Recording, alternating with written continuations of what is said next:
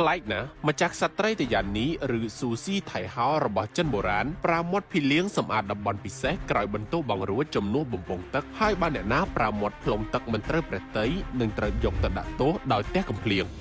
ជឿជាក់ថាមនុស្សជាច្រើនប្រកាសជាស្គាល់ស៊ូស៊ីថៃហោឬឈៀស៊ីថៃហោតាមភាសាចិនកុកងឺឬស៊ឺស៊ីថៃហោតាមភាសាចិនម៉ាន់ដារិនក្នុងនាមជាស្ត្រីដែលមានអំណាចនិងគ្រប់គ្រងរាជការក្រោយវាំងនៅចុងសម័យរាជការឈីងនៃចក្រភពចិនយោងតាមកំណត់ត្រាប្រវត្តិសាស្ត្រជាច្រើនបានបញ្ជាក់ថាស៊ូស៊ីថៃហោឬម្ចាស់ស្ត្រីតយ៉ានីជាមនុស្សម្នាក់ដែលរស់នៅប្រកបដោយភាពហ៊ឺហានិងប្រណិតខ្លាំងមានច្បាប់មានវិន័យខ្ពស់និងតឹងរ៉ឹងក្នុងការហូបចុកការធ្វើដំណើរសូម្បីតែការជួបបន្ទប់ទឹកក៏ដោយយោងតាមការលើកឡើងចុងក្រោយរបស់ Weisin.qq បានបង្ហាញថាតាមកំណត់ត្រាព្រះនាងមានមុខម្ហូបយ៉ាងតិច100មុខសម្រាប់អាហារថ្ងៃត្រង់នីមួយៗ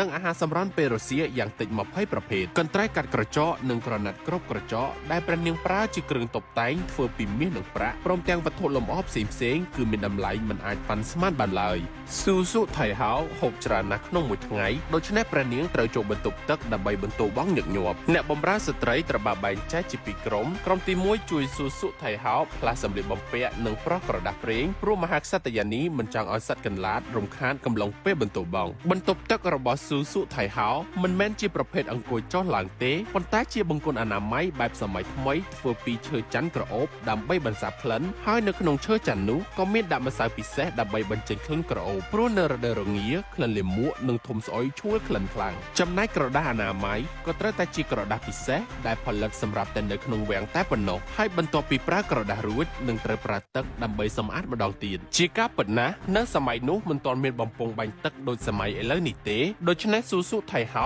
បានប្រើមាត់មនុស្សដែលជាអ្នកបម្រើស្ត្រីដែលត្រូវតាមបម្រើទ្រង់ភារកិច្ចរបស់ពួកគេគឺបន្ទាប់ពីប្រើក្រដាស់អនាម័យជូតរួចភីលៀងយ៉ាងតិច2នាក់ត្រូវបៀមទឹកក្នុងមាត់ហើយព្រោះទឹកតាមមាត់ដូចជាបំពង់ទឹកដើម្បីសម្អាតអវយវៈសម្ងាត់របស់ស៊ូស៊ូថៃហោព្រោះម្ចាស់ស្ត្រីតយ៉ានីមិនអនុញ្ញាតឲ្យរបស់កខ្វក់ប៉ះនឹងប្រហ័សរបស់ទ្រង់ឡើយសម្រាប់ការបាញ់ឬព្រោះទឹកនេះពួកភីលៀងដែលទទួលភារកិច្ចនេះត្រូវទៅវឹកហាត់ការបាញ់ទឹកព្រោះទឹកតាមមាត់ឲ្យច្បាស់លាស់និងធ្វើយ៉ាងណាឲ្យទឹកចេញជាខ្សែតូចៗដើម្បីកុំឲ្យរំខានដល់ចំណុចសំខាន់របស់ស៊ូស៊ូថៃហោធ្លាប់មានភីលៀងធ្វើឲ្យទ្រង់មិនពេញចិត្តហើយត្រូវបានផ្ដន្ទាទោសដោយការទះកំភ្លៀងការត្រូវដាក់ទោសបើសិនបាញ់ព្រោះទឹកមិនត្រូវចិត្តនេះធ្វើឲ្យអ្នកបម្រើស្ត្រីនៅក្នុងវាំងដែលទទួលភារកិច្ចនេះមានការភ័យខ្លាចរាល់ពេលដែលត្រូវសម្អាតអវយវៈសម្ងាត់របស់ម្ចាស់ស្ត្រីតយ៉ានីហើយត្រូវប្រុងប្រយ័ត្នខ្លាំងការបាញ់ព្រោះទឹកដោយមាត់ត្រូវការជំនាញខ្ពស់ទាំងរូបរាងបបោមាត់និងកម្លាំងបាញ់ទឹកចេញគឺមិនត្រូវស្រាលពេកឬខ្លាំងពេកលើសពីនេះពេលបៀមទឹកដើម្បីបាញ់ភីលៀងរូបនោះត្រូវរក្សាសីតុណ្ហភាពទឹកឲ្យបានល្អ